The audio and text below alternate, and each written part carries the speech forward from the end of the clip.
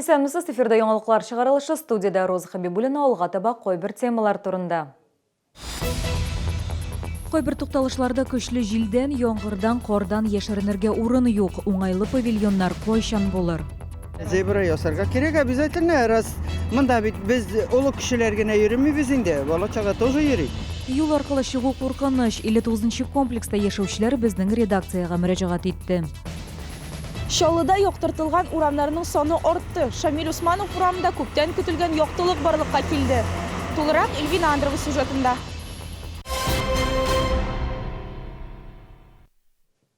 Яңгырлы көннәр салкын һава торышына алышына койбір тукталышларда әле һаман да павильоннар юк. Яңгыр, кар яки көчле җил вакытында ышыкланыр урын юк. Шундый хәбәр белән шәһәрдәшләр Чалыт ва Кайнар элемтәсенә мөрәҗәгать иттеләр. Яңа тукталыш павильоннарын кайчан көтәргә Лилия Гатина ачыклады. Шәһәр тукталышларын сәүдә нокталарынан арындыру эшләре дәвам итә. Ел башында башкарма комитет 22 законсыз объектны сүтү турында карар чыгарды. Кампи 7-нче комплекс мәктәп тукталышы, уют кафесы, җиңү паркы, Ершов һәм Шишкин проезды тукталышларындагы чәчәк кибетләре юкка чыкты. Тик менә сәүдә нокталарынан алып ташлаганнан соң тукталыш павильоннары да юкка чыга башлады. Әйтик, халык күп булган базар тукталышында яңгыр, кар яки җилдән качарга урын юк. Ауыр. Ике кулыңда әйбер, басып торган яңгыр астында кыш көне. Вообще кошмар. Ну, видите, дождь, осадки, получается, люди мокнут, просто стоят под дождем. Беляев тукталышында да шундый ук проблема. Бирдән нибары бетон майданчык. Тукталыш павильоны да, чүп контейнеры да, эскамияләр дә юк. Неудобно, здесь даже обозначений нету. То, что когда трамвай приедет, времени нет. Капюшон даже еле спасает. Конечно, нет. Конечно, неудобно. И дождь, тем более ветер. Было бы хорошо, если бы стоял павильон. Күрше Түбән Кама шәһәрендәге тукталышлар үрнәк. Җил, кар, яңгырдан качу турында әйтеп торасы да юк. Тукталышларда автобусны көтү өчен барлык уңайлыклар булдырылган. Кайбер павильоннарда кышын маршрутканы көткәндә телевизор, кондиционерлар эшли, розетка һәм хәтта Wi-Fi бар. Шалда яңа тукталыш павильоннарын мәктәп, Ершов һәм 30-нчы комплекс тукталышларында урнаштырдылар. Алар парклар һәм скверлар елы кысаларында яңартылды. Әмма бу тукталышлар матурлык өчен генә. Алар җил һәм яңгырдан сакламый ди шәһәрдәшләр. Ну нет, никак уж не помогает укрыться. Мы, конечно, рады, что ее поставили, но то, что она никак не защищена, нет. Это нас вообще все на нас. Нам бы хотелось бы хорошую.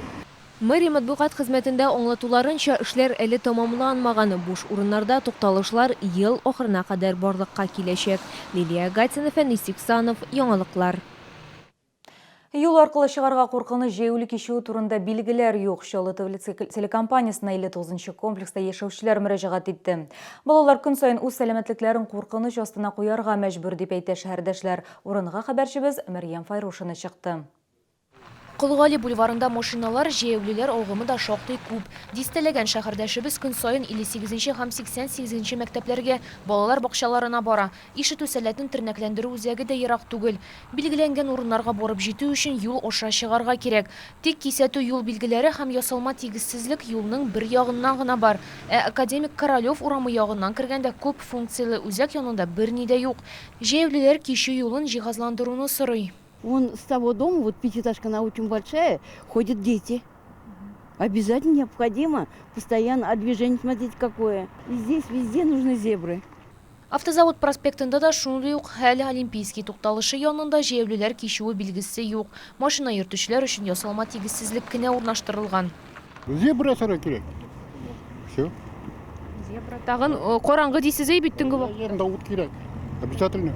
Мында бер освещение юк бит. Зебра ясарга керек обязательно, раз мында бит без олы кешеләр генә йөрмибез инде, бала-чага тоже йөри. Әлеге проблемалы урыннар турында шәһәрдәшләрдән хәбәрләр килмәде дип аңлаттылар ЮХИДИ белгечләре. Шәһәрдәшләргә коллектив гариза белән шәһәр башкарма комитетына мөрәҗәгать итәргә киңәш итәләр. Мәрьям Файрушина, Фәнис Иксанов, яңалыклар. Шамил Усманов урамында Хәсән Туфан һәм Вахитов проспектлар арасында әле берничә көн элек кенә караңгы иде. Шәһәрдәшләр кичке вакытта хәрәкәт итү уңайсыз һәм хәтта куркыныч дип зарландылар. Ут булу белән урамда нинди үзгәрешләр барлыкка килгән теманы Эльвина Андрова дәвам итәчәк. Әлеге проблема турында яңалыклар тапшыруында берничә мәртәбә сөйләгән идек. Урам кибетләренең элмә токталары һәм үтеп баручы автомобиль фаралары белән генә яктыртыла иде. Шәһәрдәшләр әйтүенчә, хәзер биредә йөрү уңайлы. Освещение яңарттылар, күбәйттеләр, яктырды, моторланды урамнар. Так темно было ездить на машине, это вообще прохожих не видно. Мы когда с мужем едем, все казалось, что сейчас кто-нибудь выскочит. Вообще, нужно было очень внимательным быть. Вот. А сейчас такой свет хороший, нравится. Шамил Усманов урамы Хәсән Туфан проспектыннан алып Пушкин урамына кадәр генә яктыртылды. Вахитов проспектына кадәр ут юк. Шәһәрдәшләр ни өчен яктырткыч буганалары бар, әмма ут юк дип аптырый. Думаю, что надо доделать. Здесь вон одна столбик есть, а света нет. Много людей ходят, пожилых, это раз. Во-вторых, очень много садиков тут, школы. Бу участокта утны тоташтырырга тиеш булганнар, әмма кабель линиясының төзек булмавы ачыкланды дип аңлатты төшерү төркеменә Горсвет директоры Илшат Җиһаншин. Әйтүенчә, хәзерге вакытта ремонт бригадасы әлеге проблема белән шөгыльләнә һәм ул тиз арада хәл ителәчәк. Эльвина Андрова, Ленар Султанов, Яңалыклар. Дәүләт сатып алулары сайтында Чаллы башкарма комитеты яңгыр коюлары канализациясе шелтәренә хезмәт күрсәтү һәм агымдагы ремонт буенча подрядчы уешма эзләүгә тендер игълан итте. Яңгыр коюларын шәһәр территориясендә дә, сәнәгать зоналарында да тәртипкә китерү планлаштырыла. Аукционда җиңүчене 18 ноябрьдә билгеләячәкләр. Подрядчы уешма эшләрен агымдагы елның ахырына кадәр башкарырга тиеш булачак. Гомумән алганда бу максатларга муниципаль бюджеттан 28 миллион сумга якын акча бүлеп биреләчәк.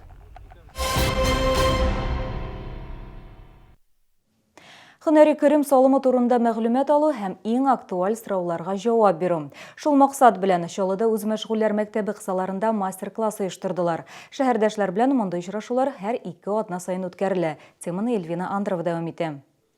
Бүген Чаллыда 6000-нән артык үз мәшгуль кеше теркәлгән инде. Күбесенчә алар репетиторлар, туристлык һәм матурлык өлкәсе вәкилләре. Агымдагы елның 1 гыйнварыннан Татарстанда һөнәри керемгә салым системасы эшли башлады. Әмма вакыт узса да сораулар әле һаман туа. Көмәкләшеп, самозанятылар белән, как индивидуальный предпринимательләр сыманалар эшли ала. Шушы налоглар җиңелрәк, чем индивидуальный предпринимательләрнең хезмәтегендә. Шуңа надеемся, что самозанятые выйти на рынок общий. Мы будем проводить нетворкинг, где все предприниматели смогут сами познакомиться с друг другом в первую очередь. Также делиться не только опытом, но и связями, возможностями. Очрашуда үз мәшгульләр буларак теркәлгән шәһәрдәшләребез тәҗрибәләре, эшләрнең уңай һәм тискәре яклары турында сөйләделәр. Мастер-класс кысаларында катнашучылар төрле мәйданнарга теркәлү, реклама агентлыклары белән эшләү кебек актуаль мәсьәләләрне хәл итә алдылар. Катнашучылар сүзләренә караганда, биредә алар үзләре өчен бик күп файдалы мәгълүмат туплаган. Питание направлениесі белән шөгыльләнәм, полевая кухня белән шәһәр мероприятияларны ашатабыз. Берничә соравым бар иде коллегаларга. Шуңа килеп, җавапларын көтәм. Самозанятый булып еще эшләмәдем. Бүген бу турыда белешергә килдем. Үз мәшгульлек белән шөгыльләнү өчен һөнәри керемгә салым түләүче сыйфатында теркәлергә кирәк. Шәһәрдәшләр моны минем салым кушымтасы, веб-кабинет һәм билгеле бер банк аша эшли ала. Эльвина Андрова, Ленар Султанов, Яңалыклар. Татарстанда аномаль җылы булган көннәр урынына салкын һава торышы килде. Белгечләр хәбәр итүләренчә, узган көннәрдә температура нормадан 9-10 градуска югарырак булган. Әмма синоптиклар фаразлаганча, һава торышы үзгәрде. Алдагы ял көннәрендә температура төнлә -2, -4 градусны тәшкил итәчәк. Көндез 0 градустан +3 градуска кадәр җылы булачак. Явым-төшемнәр көтелми. Меңгәмнәшләр, мин сезнең белән сау булашам, исән сау булыгыз. Государственный казачий ансамбль песни и танца «Ставрополье» концертной программой «От фольклора до». 27 ноября – Набережные Челны, 28 ноября – Бугульма. Кировская обувная фабрика принимает любую обувь в любом состоянии на ремонт в фабричных условиях. 9 и 10 ноября в молодежном центре «Шатлы». Шоу «Симфонические рок-хиты» «Властелин тьмы» в исполнении «Конкорд Оркестра». 13 ноября – Казе Сары Садыковой.